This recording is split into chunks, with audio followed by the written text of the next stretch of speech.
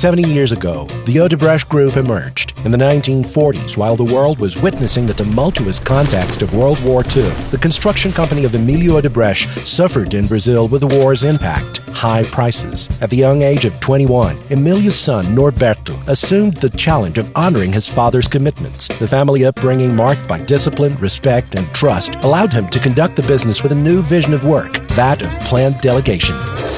He founded the individual company Norberto Odebrecht and established 3 pacts with a foreman to whom he gave the autonomy to make decisions in the quest for the best result, with a creditor to establish new projects and settle debts, and with the clients to serve them in terms of cost, deadline, and quality. His innovative methods revolutionized the construction process in Bahia. The Belo Horizonte building is one example. A project that would normally take 3 years was completed in just 9 months.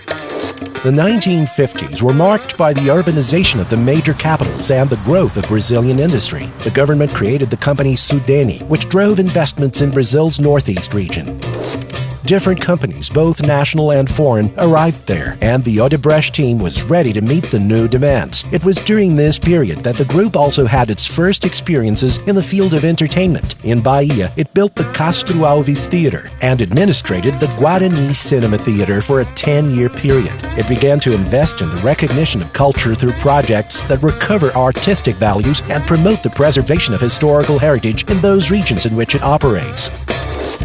During the 1960s, the world was heading for some radical changes. People expanded their horizons, and so did Odebrecht. The group earned experience in large-sized projects and those involving complex logistics. It innovated yet again by using the pre-stressed concrete technique, which allowed for constructions with lower costs and shorter deadlines. The experience opened up new paths for Odebrecht to enter the competitive market of Brazil's southeast region at the end of the decade.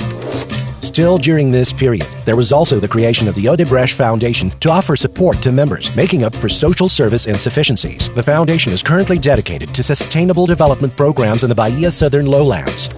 The transition from the 1960s to the 1970s was marked by economic growth in Brazil. Odebrecht mobilized innovative and creative people and established new project contracts from north to south. The end of the economic miracle brought with it a new phase for the country and history of the group itself. To continue thriving, it chose to follow 3 different paths. It strengthened the engineering area by acquiring new companies such as CBPO and Tenengi. It diversified the businesses in areas such as chemical and petrochemical, as well as oil well drilling. It also began its internationalization process, reaching Chile and Peru. These cross-border operations intensified during the 1980s. The global scene was focused on technological development, and Odebrecht was following the speed of such events closely. It sought out the right technology to meet its clients' demands, wherever they were. It arrived to Africa to build the Capanda hydroelectric power plant in Angola, right in the middle of a civil war. In Portugal, after the political redemocratization, it acquired the company Bento Pedroso Construções S.A. and found fertile soil for urban projects.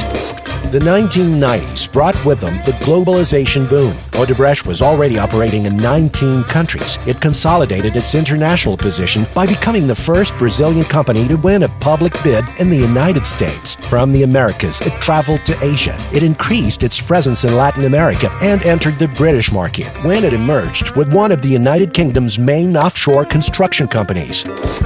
Odebrecht began to be viewed as a global group, although without losing the spirit of the small company, focused on client satisfaction, the training of knowledgeable people, and prioritizing projects that gave back to the communities. The growth followed a solid foundation, one formed by concepts, principles, and criteria, all consolidated in the Odebrecht Entrepreneurial Technology, TEL.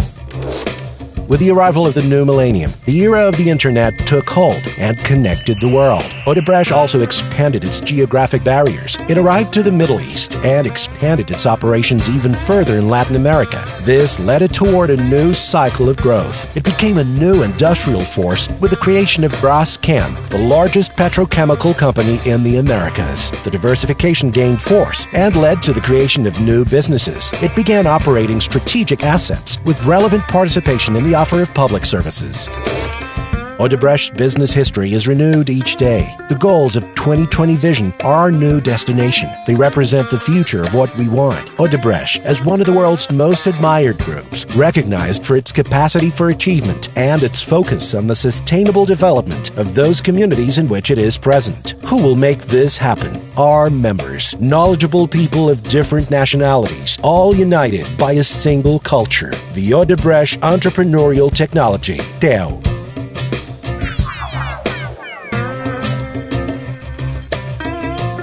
Want to learn more about this story? Visit the website www.odebrecht.com.